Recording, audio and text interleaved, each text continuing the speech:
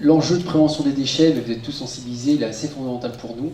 Je ne vais pas revenir sur l'évolution de la production de déchets depuis 50 ans, mais force est de constater que, malgré les effets crise ou les effets passagers temporels, on n'arrive pas à diminuer cette production, notamment parce qu'on est inscrit dans un modèle économique depuis 60 ans qui nous amène justement à cette production de déchets.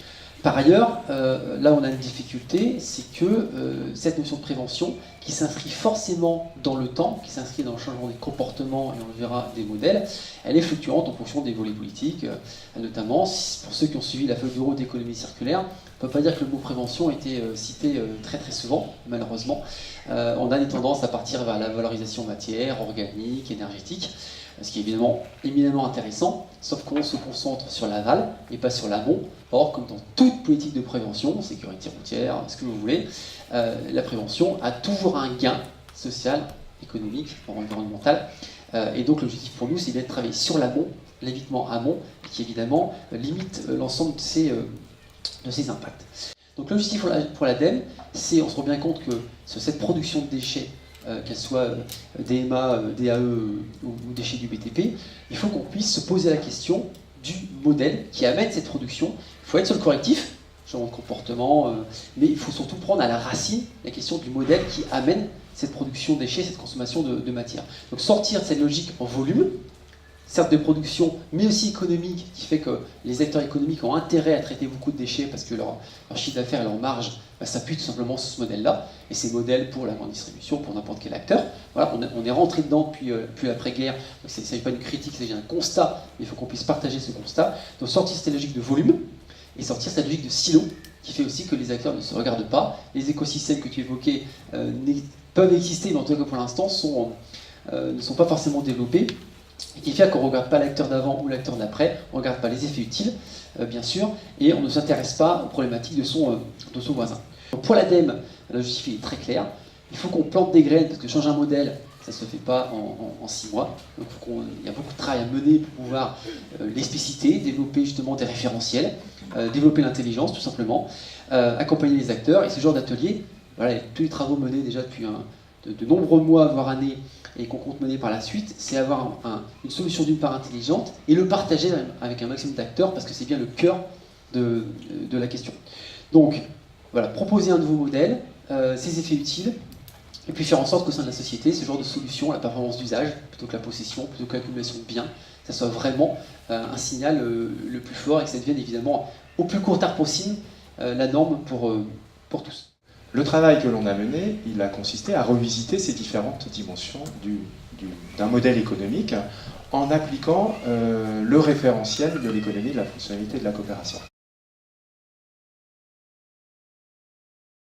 Quand on parle du modèle de l'économie de la fonctionnalité de la coopération, c'est bien un modèle qui vise à sortir de la logique de volume, c'est-à-dire de la logique où on a un intérêt à produire et vendre des biens ou des services et où on est rémunéré à chaque fois qu'on vend le bien ou qu'on mène le service. Alors, une fois qu'on a dit ça, on se dit ben, c'est pas possible, hein, y a pas...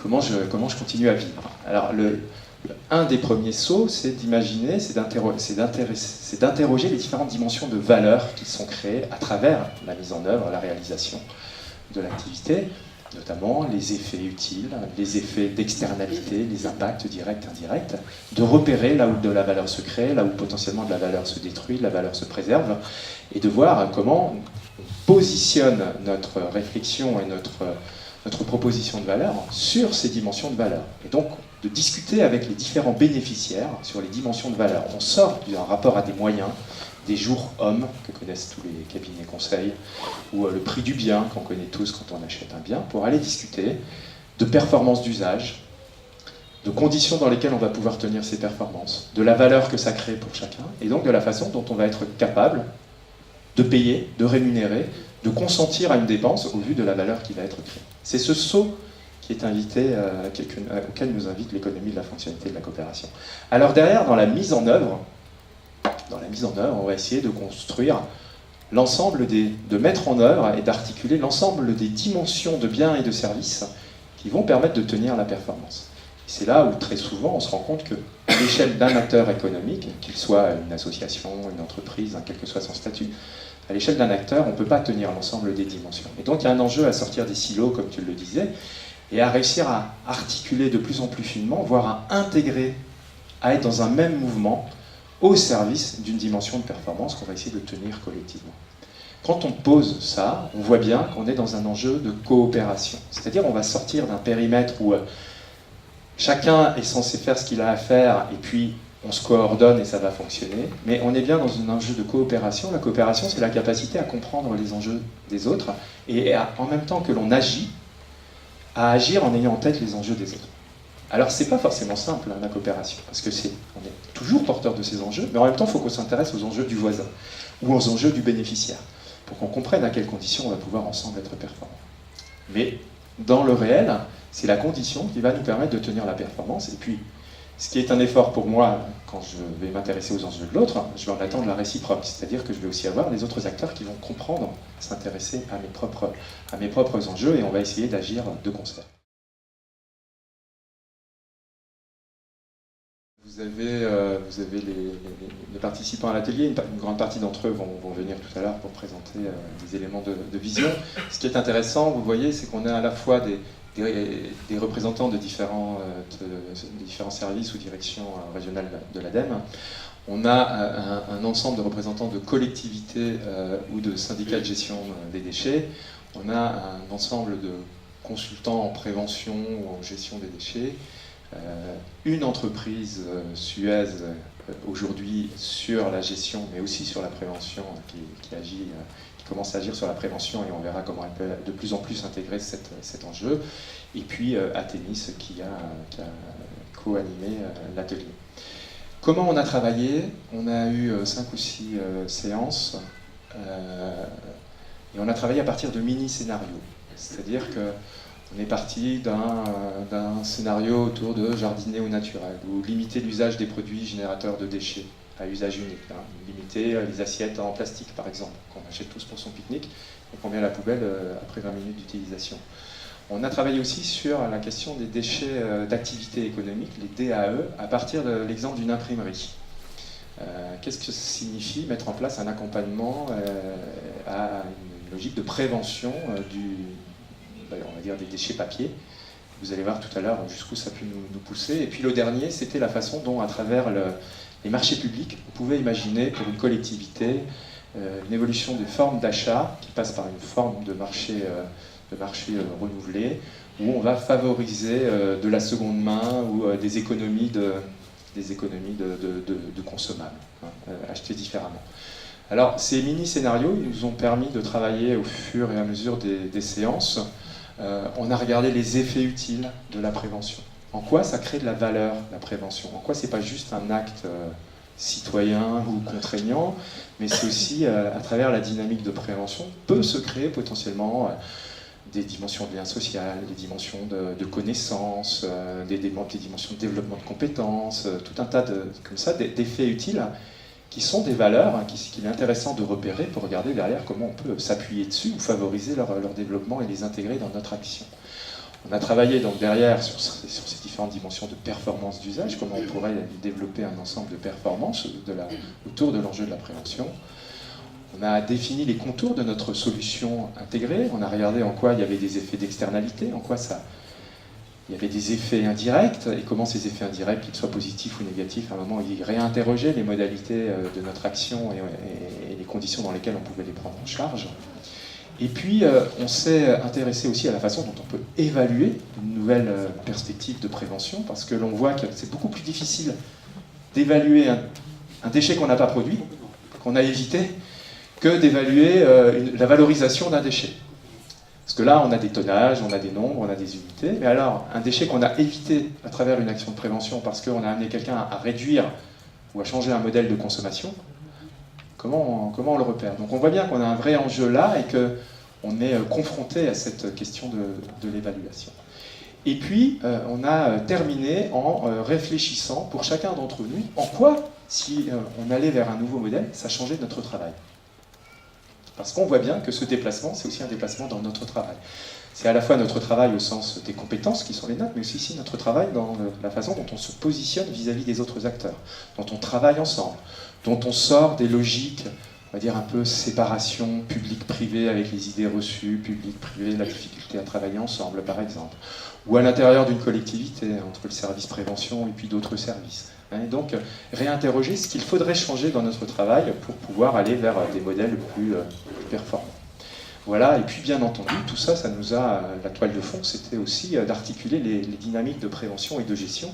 Comme le disait Pierre, l'enjeu, c'est pas d'opposer la prévention et la gestion, c'est bien de regarder comment les opérateurs, dans un mouvement le plus, je dirais, le plus synchrone possible, sont à la fois en capacité de faire de la prévention et d'avoir la gestion optimisée si, malgré tout, on produit des déchets. Voilà, alors, la fin de notre travail a consisté à produire une vision. C'est ce qui va vous être présenté juste après. Qu'est-ce qu'une vision ? Alors, une vision, c'est pas une prévision. Première subtilité. On ne cherche pas à prévoir ce qui va arriver. Une vision, c'est un exercice de créativité, un exercice de réflexion, un exercice d'imagination, où en prenant les ingrédients du présent, en prenant les ingrédients d'un futur souhaitable ou d'un futur possible, et donc là on a pris les ingrédients des mini-scénarios qu'on avait travaillés, on est capable de projeter chacun ce que pourrait être notre activité, notre fonctionnement, notre organisation, nos dimensions de performance d'ici une dizaine d'années. Alors toutes les personnes qui vont passer dans les minutes qui viennent ont elles-mêmes produit, à partir de leur situation actuelle et dans une logique de projection, des éléments de vision. On va tout de suite se dire que ces éléments de vision ne sont absolument pas des éléments qui engagent les personnes, qui engagent les structures. Donc quand l'ADEME va présenter les éléments de vision, on n'est pas en train de vous présenter le prochain plan de l'ADEME sur la prévention des déchets. Peut-être que ça y concourra, peut-être que cette vision, elle servira de point d'appui pour imaginer des nouvelles politiques, mais on n'est pas encore dans ce temps-là. C'est important, c'est aussi important pour qu'on soit tous tranquilles dans la présentation des visions qui ont été écrites. On est dans un temps exploratoire, on n'est pas dans un temps d'annonce, on n'est pas dans un temps d'engagement, mais plutôt de créativité pour vous faire réagir et nous faire réagir.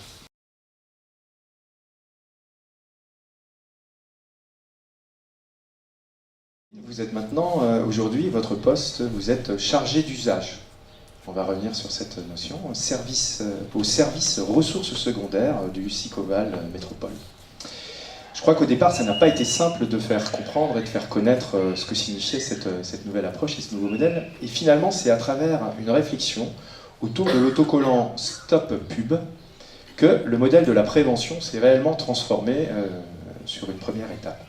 Et le résultat de cette réflexion, ça a été la création d'un autocollant Réclame Pub à la place du Stop Pub.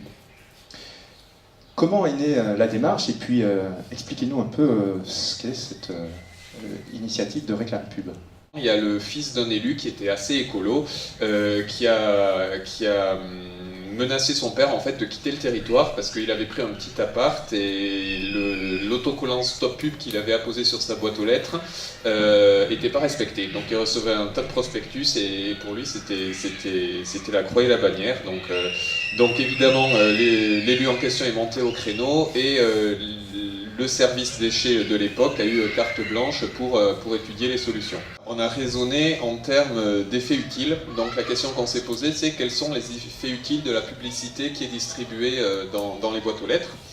Et donc on a interrogé les habitants et donc on s'est rendu compte que les destinataires de prospectus, souvent, eux, leur intérêt dans la démarche, c'était vraiment très très ciblé, soit en termes de type de produit, soit en termes d'enseigne, soit vraiment géographiquement.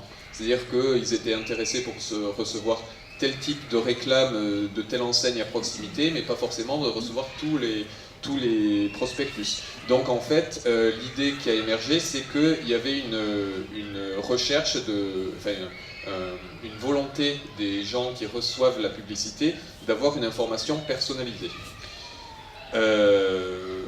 voilà. Après, les personnes qui étaient intéressées par les publicités, et souvent c'était des personnes soit isolées, soit âgées, qui n'avaient pas forcément le même rapport au commerce électronique que les nouvelles générations, on va dire. Et donc finalement, il y avait aussi une question de contact et de lien social qui se faisait à travers le prospectus publicitaire. Finalement, il y avait voilà, cette possibilité de garder un contact avec les nouveautés. Voilà. Donc il y avait ces deux éléments, information personnalisée et lien social. Et donc du coup, finalement, l'effet utile, c'est pas le prospectus en soi, mais c'est l'information qu'il contient. Et du coup, on a demandé aux entreprises qui assurent la distribution de prospectus de réfléchir dans leur modèle économique s'ils ne pouvaient pas faire évoluer leurs employés pour que justement ils soient en capacité d'intégrer ces informations personnalisées et de la divulguer via finalement une relation physique plutôt que par le support imprimé. Alors les enseignes, elles étaient ravies puisque au final elles continuaient à diffuser leurs informations et en plus de ça il y avait beaucoup moins de papier, donc en termes d'image de marque et notamment sur le caractère éco-responsable des enseignes, c'était tout bénéfice. Et donc pour l'imprimeur, en fait, comme le Sicoval à l'époque avait travaillé avec Athénis et l'ADEME qui avaient déjà accompagné des imprimeurs dans le basculement vers le modèle d'économie de la fonctionnalité, on a invité les imprimeurs qui travaillaient avec les distributeurs de se rapprocher et d'ailleurs ça a très bien marché, ils sont ravis. Une dernière question, Kevin, parce que cette démarche de prévention, on voit qu'elle elle a dépassé largement le périmètre initial et elle s'est étendue à d'autres sujets tels que l'aménagement, par exemple, la construction, comme en témoigne votre récent travail sur la création d'un équipement sportif qui vous a amené à jouer non plus les maîtres d'ouvrage, mais les maîtres d'usage. On retrouve l'intitulé de votre poste. Est-ce que vous pouvez nous parler de cette nouvelle approche de la conception et de la construction d'un équipement ? Donc les mots ont leur importance, on se pose vraiment comme maître d'usage, c'est-à-dire qu'on n'a pas défini un cahier des clauses techniques particulières, mais un cahier technique des effets utiles recherchés. C'est-à-dire qu'à une époque, en fait, on aurait dit il nous faut un nouvel équipement, un city-stade ou un gymnase pour qu'il y ait des activités sportives à tel endroit. Et donc, mes ancêtres du service déchets, en fait, auraient fait peut-être une analyse du cycle de vie du bâtiment, des préconisations pour l'installation, où doit-on installer les bacs, etc.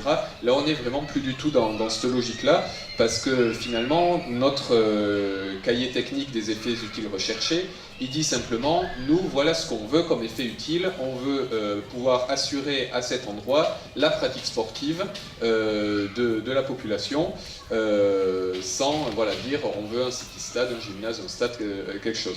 Donc du coup, finalement, il y a un candidat qui a fait une offre qui était à la fois très bon marché et très peu impactante pour le territoire, puisqu'il s'est rendu compte qu'il y avait déjà un supermarché avec un parking, et que donc on pouvait utiliser ce parking pour en fait disposer des modules en fait polyactivités, des choses qu'on peut installer facilement et désinstaller ponctuellement du coup, et du coup on utilise un petit peu d'espace mais qui est déjà artificialisé pour mettre en place finalement une zone où la pratique sportive est possible.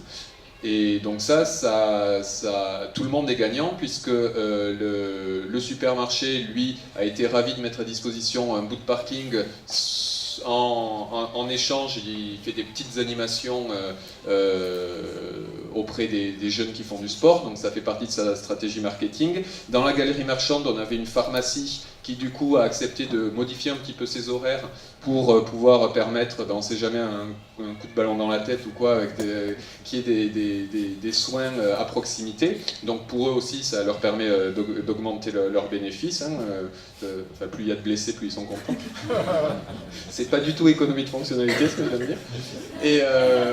Et en termes d'équipement, il y a quand même eu une installation de vestiaires-douches, mais du coup, les salariés de la grande surface en bénéficient pour leur déplacement domicile-travail, donc il y a beaucoup plus de salariés qui vont travailler à vélo, et les gens qui font du sport à d'autres horaires, donc sans le moindre conflit, l'utilisent également lorsqu'ils en ont besoin.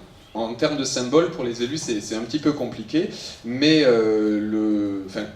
le gros intérêt qu'ils voient, c'est que ça a été la solution qui garantit l'intérêt général, tout en ayant un impact sur les ressources, sur l'artificialisation et sur les finances minimes. Donc ils ont quand même été très satisfaits de cette démarche.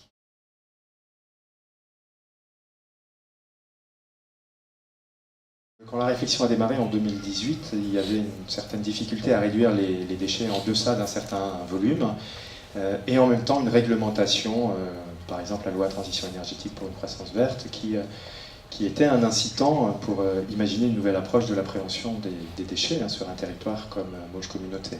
On est aujourd'hui 10 ans plus tard, et le prestataire qui gère la déchetterie est maintenant inscrit dans ce qu'on appelle un écosystème d'acteurs au service de la prévention. Alors c'est une démarche très intéressante. La première question, c'est de savoir comment s'est construit le marché, comment la collectivité lui adresse une demande, et comment se construit aussi la rémunération de cet acteur. Donc en fait, il y a eu un travail de co-construction avec ce prestataire, puisque initialement, donc lui avait l'habitude de répondre à un marché, donc en déchetterie principalement, c'est des rotations et des tonnes à traiter. Donc voilà, il était rémunéré selon ce cadre-là. Et il n'avait jamais pensé éventuellement qu'on pourrait changer de manière de voir les choses. Donc on a commencé par co-construire et travailler ensemble sur ce que pourraient être demain les futurs marchés auxquels il pourrait répondre pour pouvoir gérer les déchetteries. Donc effectivement c'était quelque chose de nouveau, mais il s'est montré assez intéressé puisqu'on n'est pas son seul client, donc ça lui permettait éventuellement de pouvoir essaimer cette nouvelle méthode auprès d'autres collectivités. Donc en fait ce qu'on lui a proposé, c'était non plus qu'il soit rémunéré effectivement à la tonne qui rentre, puis comme on parlait tout à l'heure de la pharmacie, plus il y a de blessés, plus c'est intéressant pour la pharmacie. Là, pour le prestataire, plus il y a de tonnes qui rentrent à la déchetterie, plus c'est intéressant pour lui puisqu'il est rémunéré à la tonne. Donc là l'idée c'était de mettre en place quelque chose d'incitatif, c'est-à-dire qu'on voulait qu'il ne soit plus rémunéré à la tonne, mais, donc à la tonne il y a toujours cette petite part fixe, mais de l'inciter à nous accompagner vers la réduction globale des tonnages traités par les déchetteries. Donc réduction globale, l'objectif était aussi qu'il s'y retrouve dans le cadre de son fonctionnement, son modèle économique au niveau de l'entreprise. Donc en fait le principe a été de dire, effectivement il y a X tonnes qui rentrent, on vous incite à faire baisser la benne qui est la moins intéressante, entre guillemets, la benne tout venant, où on va mettre tous les déchets qui sont difficilement valorisables, donc insister vraiment pour sortir un maximum de ces déchets-là, pour les transférer vers des déchets, enfin des bennes où on va valoriser. Et si vous arrivez à faire baisser ce tonnage-là tout en respectant la qualité des flux dans les autres bennes, eh bien effectivement il y aura un intéressement financier.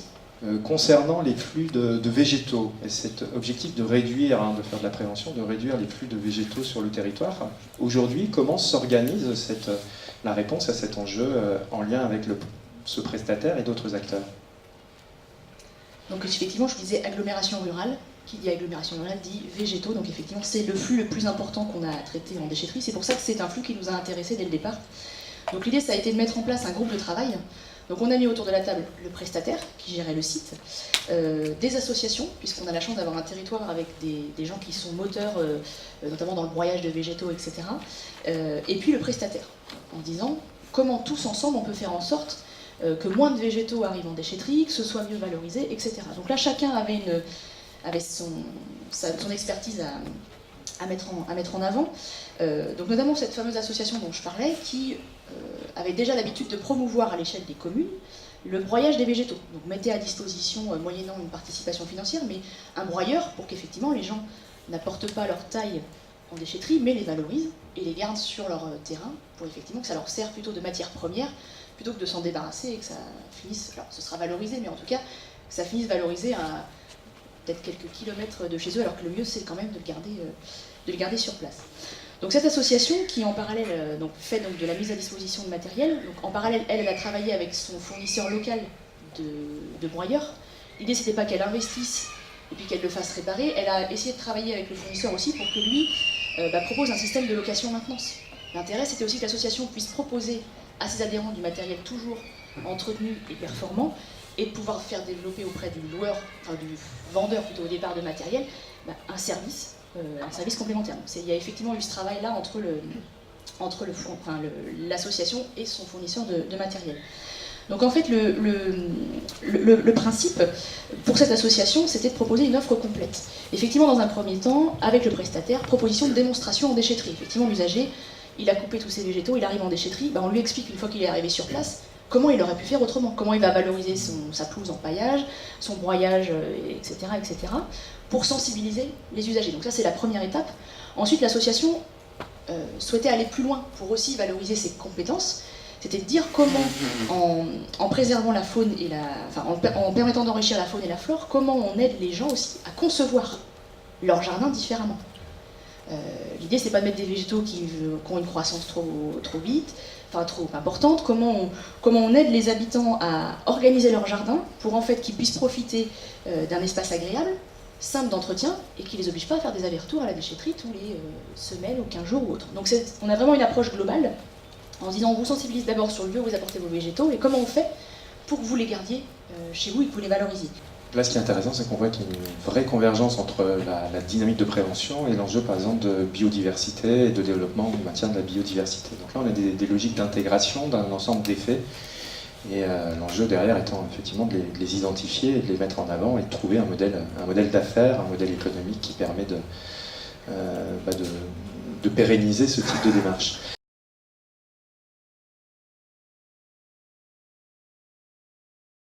La nouvelle démarche qui a forcément été initiée par le service déchets, effectivement on parlait d'économie, de la fonctionnalité, économie circulaire, etc. Ça rentre en général par le service déchets.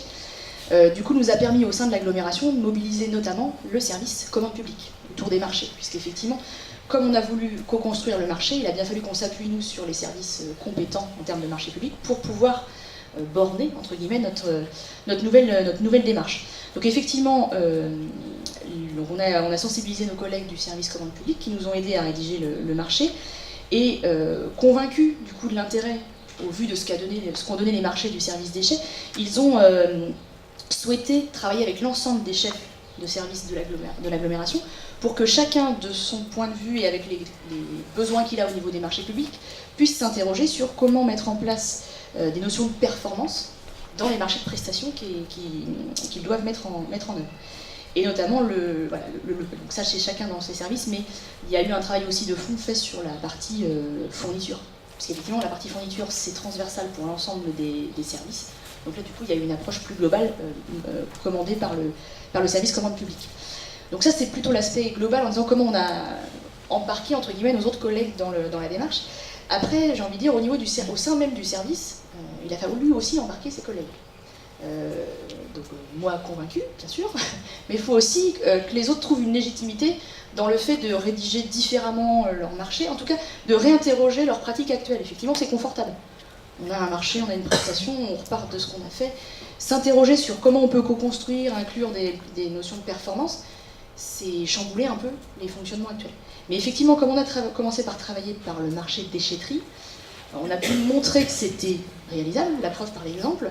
Du coup, on a réussi à embarquer les autres collègues, donc sur la partie collecte, fourniture de composteurs ou autre, pour qu'effectivement il y ait cette même démarche qui soit mise en œuvre.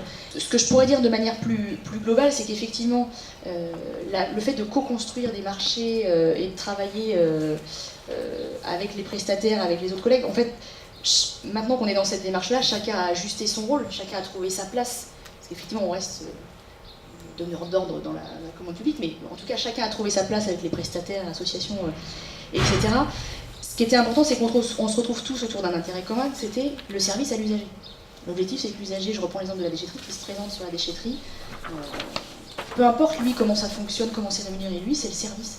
S'il nous explique qu'on peut valoriser des choses, qu'on peut faire de l'emploi, etc., il va peut-être être attentif, et puis il va lui aussi changer sa manière de voir ce qui va nous emmener en déchetterie. Ça nous a, nous, service, permis de changer aussi notre mode de fonctionnement, c'est-à-dire qu'on est très à l'écoute maintenant des suggestions que nous font nos partenaires, donc associations, prestataires ou autres. On n'est plus fermé sur nous-mêmes, on reste ouvert aux suggestions et puis aux initiatives extérieures. Je vous parlais du fait qu'on est un territoire, on a de la chance d'avoir des associations très dynamiques, et on est à l'écoute de toutes les suggestions qu'elles pourraient nous faire pour faire évoluer le service.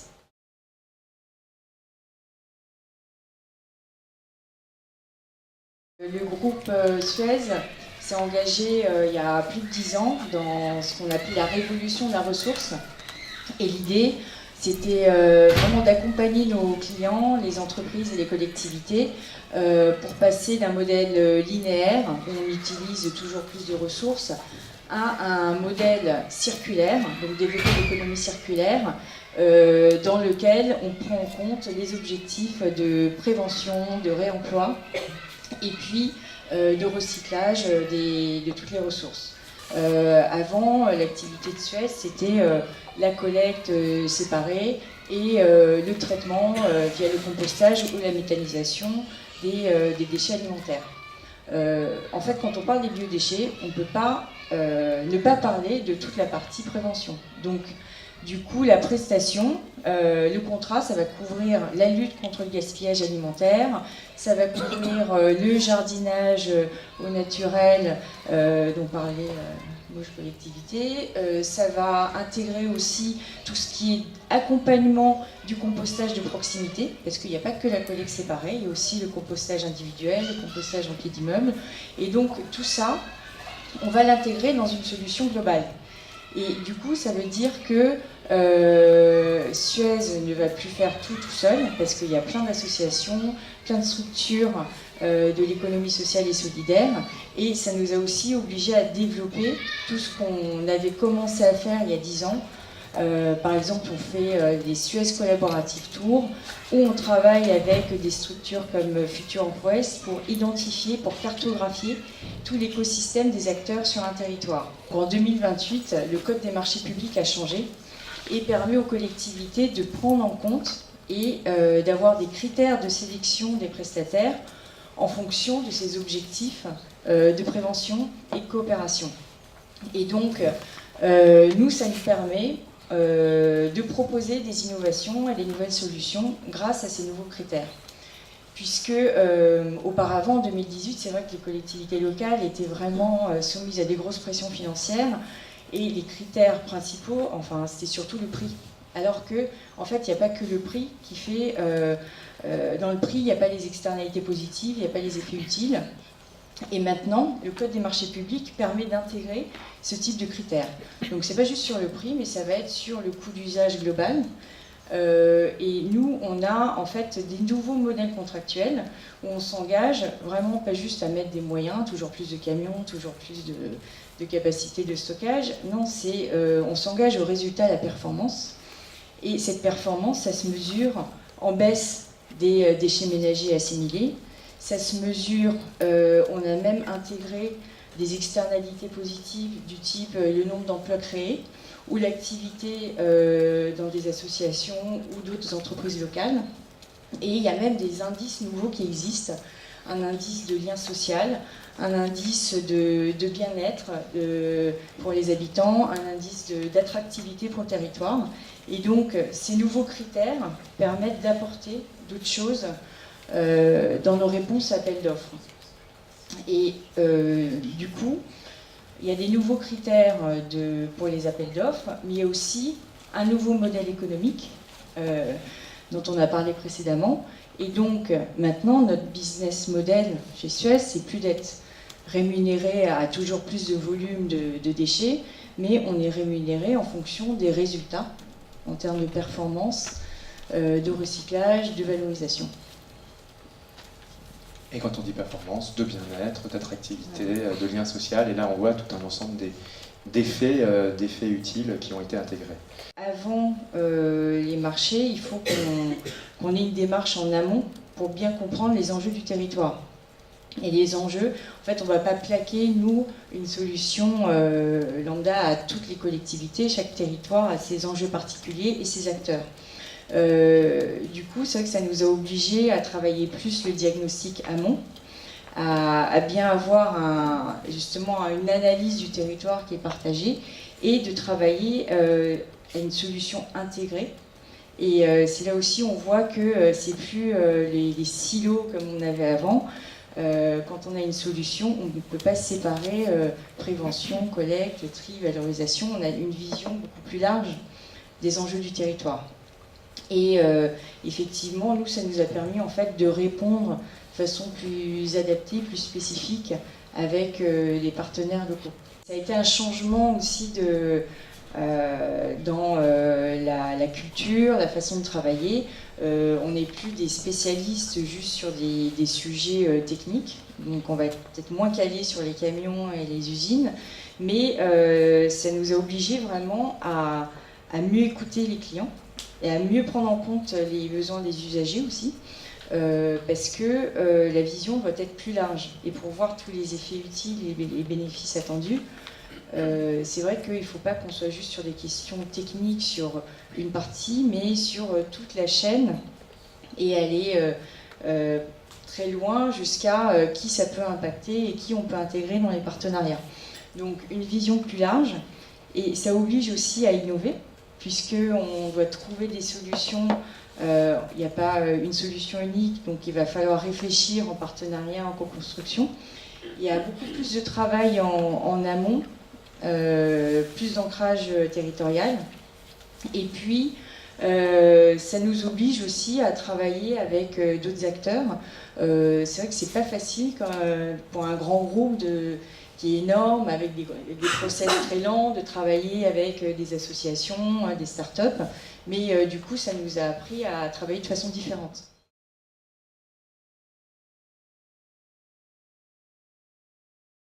Tu as, avec tes collaborateurs, mis en œuvre toute une réflexion en mobilisant le référentiel de l'économie, de la foncialité et de la coopération pour revisiter ce modèle et essayer de construire des nouvelles réponses. Est-ce que tu peux nous en dire deux mots ? On a mis en place quelque chose de très très très intéressant au sein de l'entreprise. C'était le test du bas de placard. Je vais vous expliquer ce que c'est que le test du bas de placard, si certains d'entre vous ne connaissent pas. C'est que on a prévu, donc en fait, on a transmis à nos commerciaux une directive. On a transmis donc à nos commerciaux une directive qui consistait non plus à regarder quels pouvaient être leurs besoins en termes de volume de leur prospectus, mais de regarder ceux qu'ils n'utilisaient pas. Comme vous vous en doutez, puisque on est tous un petit peu pareil, on commande donc des prospectus en très grande quantité parce que c'est moins cher, et en fait ils sont très vite obsolètes. Et ils restent en bas du placard. Voilà, c'est ça le test du bas de placard. Voilà. C'est-à-dire que nous avons effectivement des piles qui s'entassent et qui ne seront jamais utilisées parce que les informations, on a changé de fax, on a changé de téléphone, on a changé évidemment d'offres, etc. Et donc les informations ne sont plus utilisées. Aller dans de la prévention, c'est complètement transformer son offre, son rapport au client, au fournisseur, etc. Alors, c'est quoi une réponse économie de la fonctionnalité quand on est imprimeur et qu'on essaye de sortir de la logique de volume ? Alors sortir de la logique de volume, évidemment, il ne faut pas que ça nuise quand même au chiffre d'affaires de l'entreprise. L'entreprise, elle a besoin de se développer. Mais si on fait moins de volume, il faut effectivement compenser par autre chose. Cette autre chose-là, c'est finalement c'est une augmentation de la valeur des services que nous vendons. Donc nous avons été amenés à concevoir donc, une offre globale, donc une solution intégrée, à la fois donc, de produits, c'est-à-dire que nous avons continué bien sûr à faire de l'édition, mais en amont, nous avons ajouté par exemple les services de conception, en aval, bien sûr, de conseils auprès de nos clients pour les guider sur leurs besoins réels au niveau donc, de leurs besoins donc, de prospectus. En aval également, nous allons même aujourd'hui jusqu'à intégrer la distribution. Alors, c'est pas tout seul, on ne fait pas tout ça. Hein. L'idée, c'était de construire une relation en coopération avec toutes les entreprises et de préférence donc avec nos entreprises qui sont en proximité. Et donc nous avons créé un écosystème, ce qu'on appelle un écosystème coopératif, donc c'est-à-dire fondé sur la coopération. Voilà. Alors, je ne dis pas que tout ça a été très facile, hein, parce que c'est vrai qu'il y a déjà quelques années, tout le monde était ancré dans une logique de segmentation des métiers. Et donc il a fallu un petit peu bouger tout ça et je dirais même sortir des relations classiques, sortir de la chaîne de valeur dans laquelle l'imprimeur il est vu comme le maillon à faible valeur ajoutée quand même, et surtout qu'on mobilise toujours dans des délais très courts et pour une question de coût. Enfin, voilà, donc il a fallu sortir de cette image-là et sortir surtout de ces relations, j'allais dire, typiques, traditionnelles, interentreprises. Voilà. Donc, nous, voilà, nous allons bien, notre entreprise prospère. Aujourd'hui, notre chiffre d'affaires, il est relativement constant. En revanche, c'est nos marges qui ont augmenté, parce que les services sont beaucoup plus générateurs de marge que les produits. D'autant que les services étant personnalisés, on rencontre beaucoup moins de concurrence que lorsqu'on vendait simplement de l'édition de prospectus. Voilà. Qu'est-ce qui s'est passé d'autre? Eh bien, nous avons investi également dans des machines qui sont plus agiles, qui sont connectées. Donc, de nouveau, on offre des services supplémentaires à nos clients. Donc, fini donc, les gros investissements portés, etc. Nous avons fait évoluer, comme je vous le disais, les compétences de nos salariés, typiquement les commerciaux, qui maintenant réfléchissent autrement le rapport avec le client. Et puis, je dois dire que même moi-même, mon travail a beaucoup évolué, et donc j'y ai gagné en sens, parce que reprendre une entreprise familiale, c'était déjà très important pour moi, mais en même temps, être vertueux, être plus intéressant pour le client, là, effectivement, donc je dis, vive la prévention.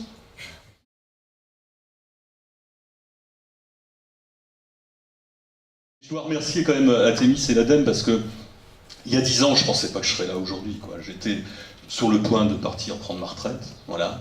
Je pensais aller m'occuper de mon composteur, faire la cuisine pour mon épouse qui est un peu plus jeune que moi et qui malheureusement en a bénéficié d'une retraite beaucoup plus tard. Et puis vous m'avez redonné de la jeunesse, voilà, ça fait que je suis toujours là 10 ans plus tard.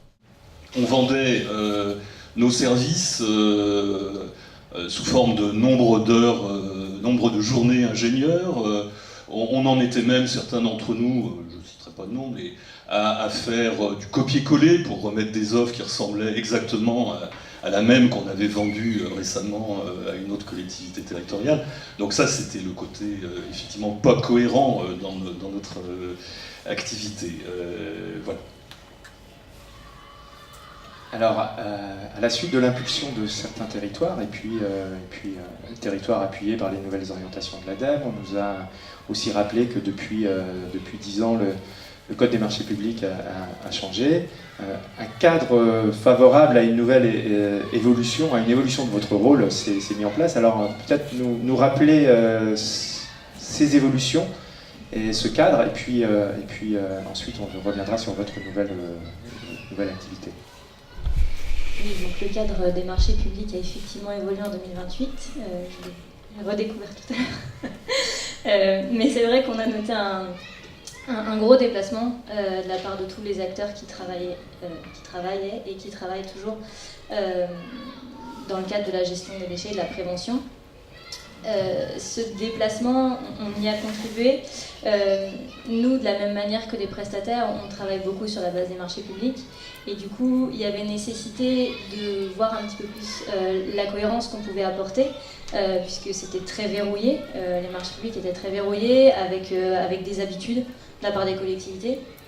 Que ce soit en termes de contenu et d'exigences techniques qui étaient aussi très régulièrement des copier-coller. On ne se cache pas. De collectivité et de l'ADEME. Oui, voilà. Et en termes de critères de sélection, puisqu'on restait sur des choses de la même manière, technique, prix, délai, qui étaient somme toute très classiques.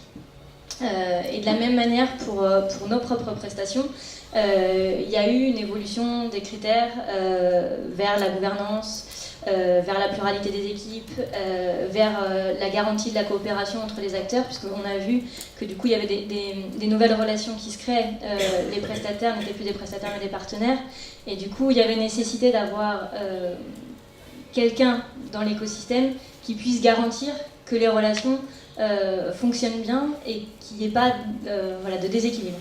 Aujourd'hui, la mixité des équipes, le fait d'avoir au sein de nos entreprises, nos cabinets ou même des relations qu'on peut avoir quand on est indépendant, de se présenter avec des profils très différents.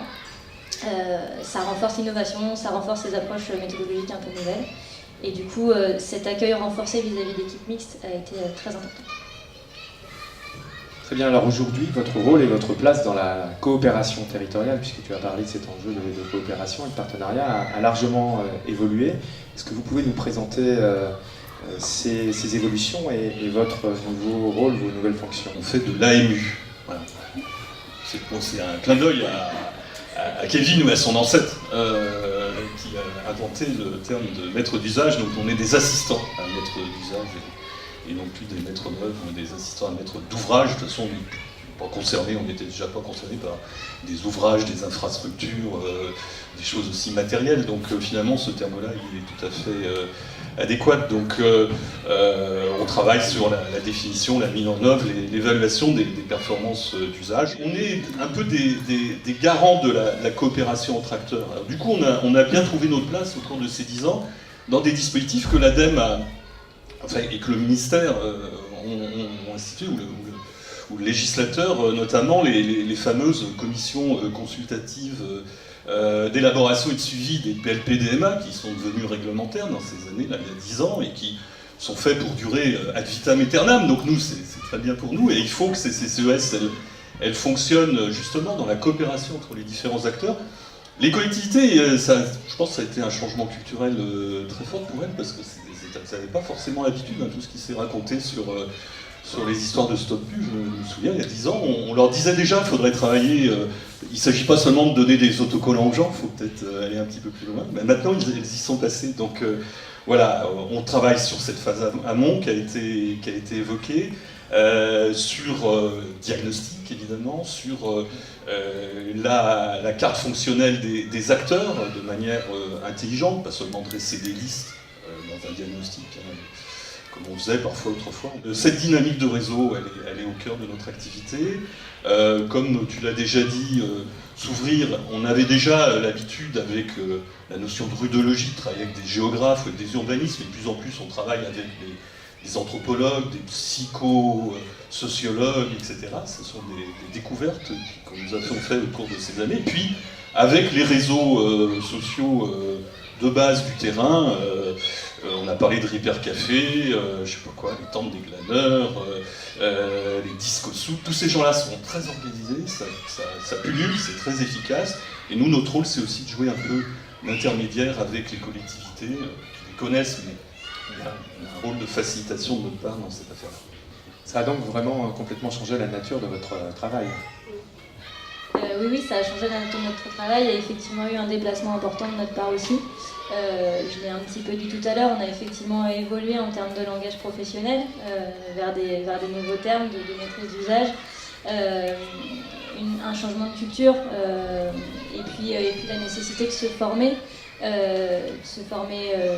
Techniquement et dans la nature des accompagnements qu'on pouvait faire et de se former aussi à travailler avec d'autres et à s'ouvrir à d'autres métiers, nature de métiers. Les bureaux d'études, on a souvent des profils un peu techniques et là le fait de s'ouvrir, de travailler avec des gens qui viennent du milieu de la sociologie, des gens qui sont dans les associations, on se rend compte que c'est pas du tout la même façon de travailler. Et de cette pluralité naît beaucoup de choses et c'est ça qui est très intéressant. Nous sommes intéressés maintenant, par exemple, à des critères comme la réalité de la mobilisation des acteurs sur un territoire, à des critères comme, ça a été dit aussi par Suez ou par les collectivités, comme la diminution des quantités de déchets. La validation de l'effet prend du temps. Et donc, du coup, ça change le timing de nos contrats. Parce qu'avant, en gros, on obtenait un contrat, on rendait un dossier au bout de 3 ou 6 mois, on se faisait payer, c'était fini. Maintenant, il faut qu'on établisse des règles qui permettent de valider qu'on a obtenu des externalités positives. Tonnage de déchets qui baisse, ça ne baisse pas du jour au lendemain. Mobilisation des acteurs, ça ne se mesure pas. Là, pour le coup, effectivement, c'est un indicateur qui est complexe. De la même manière que l'ensemble des acteurs se sont déplacés dans leur façon d'interagir, on a aussi dû se déplacer dans notre façon d'interagir, peut-être être là plus longtemps sur les territoires ou s'ancrer de façon différente sur les territoires qu'on a. On les tient un peu. Non, mais on se tient par la barbichette les uns les autres. Et du coup, on a une notion de qualitatif qui reprend de la valeur. On a des relations qui sont différentes avec nos clients et le fait de travailler sur des nouveaux référentiels, sur des nouveaux indices, ça permet de qualifier un petit peu ces valeurs ajoutées qui sont créées. Et c'est par la création de ces nouveaux référentiels, de ces nouveaux indices qui vont permettre de quantifier et de qualifier nos interventions sur les territoires qu'on va pouvoir, in fine, avoir une valeur monétaire derrière notre intervention. Et finalement, on voit que quand on rentre par la prévention, tout ce qu'on a décrit tout à l'heure, il y a tout un tas de dimensions de valeurs qui se créent, sociales, environnementales, à l'échelle des territoires. Et donc, on trouve à rémunérer les acteurs qui participent de cette création de valeur. Merci beaucoup.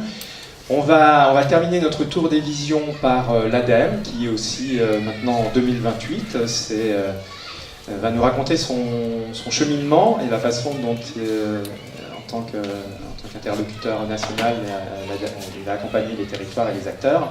Je crois que pour cette séance spéciale, l'ADEME a même déplacé un journaliste qui va réaliser l'interview. Donc je vais passer la parole à la journaliste de l'ADEME qui va interviewer ses collègues.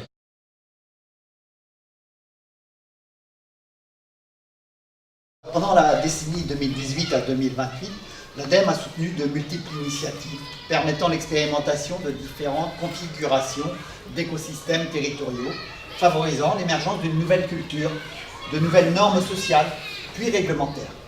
La formation, la mise en réseau des acteurs, le soutien financier aux initiatives furent au départ les 3 piliers d'intervention de l'ADEME vers 3 cibles, qui sont les cibles qui étaient déjà traditionnelles en 2018.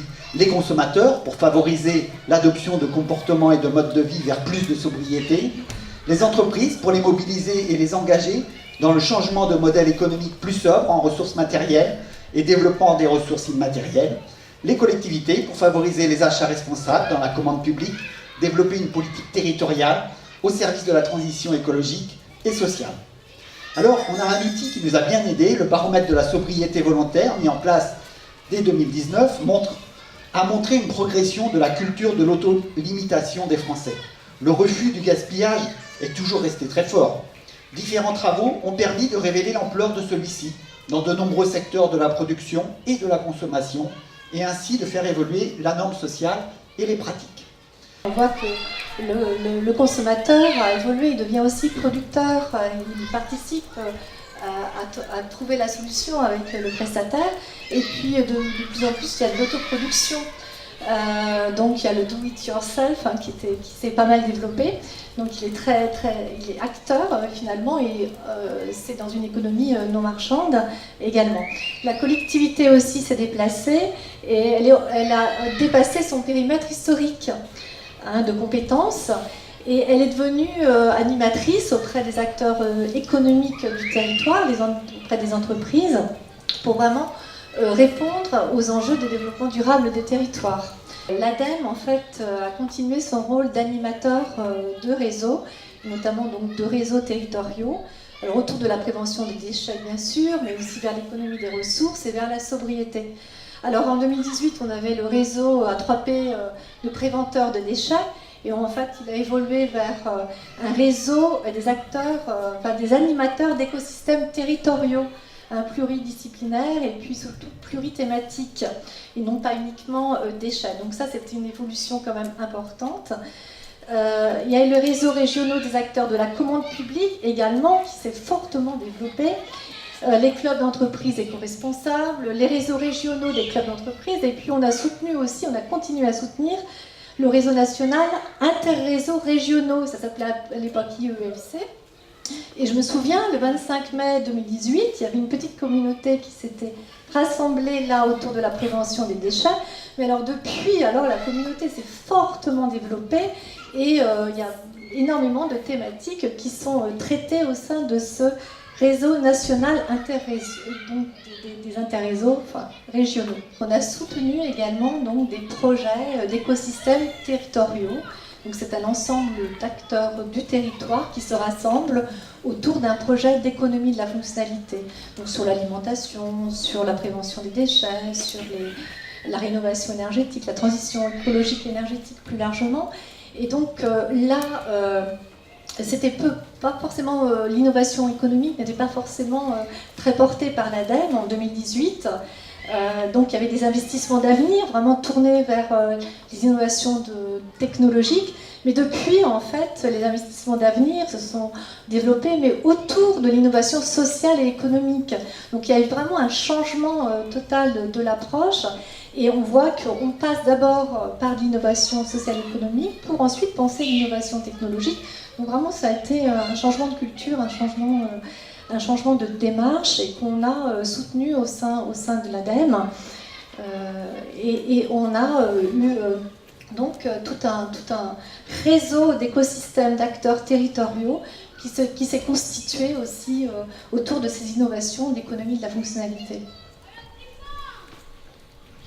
Oui, alors dans l'idée de rémunérer la réduction des impacts au développement des aménités, vous savez, les externalités positives environnementales et sociales, dans cet esprit, l'ADEME a soutenu une expérimentation pour rémunérer des externalités positives réalisées par les citoyens. C'est-à-dire qu'ils ont des activités qui ont des impacts positifs sur l'environnement et le social. Et donc, voilà, il y a eu des collectivités qui ont mis en place des choses dans ce sens-là. Et l'ADEME, bien entendu, a été partenaire de ces collectivités. Pour tout vous dire, l'ADEME n'a pas inventé ça toute seule. En réalité, l'ADEME s'est inscrite dans des réseaux européens de soutien à l'innovation, de nouveaux modèles économiques, pour faire le lien entre ces initiatives françaises et européennes. Merci à tous les deux. Tout ça est très encourageant, tout ça fait rêver. Donc peut-être on va revenir à aujourd'hui pour, je crois, après répondre aux questions de l'auditoire. Moi, ce que je vous propose, c'est d'applaudir tous nos visionnaires.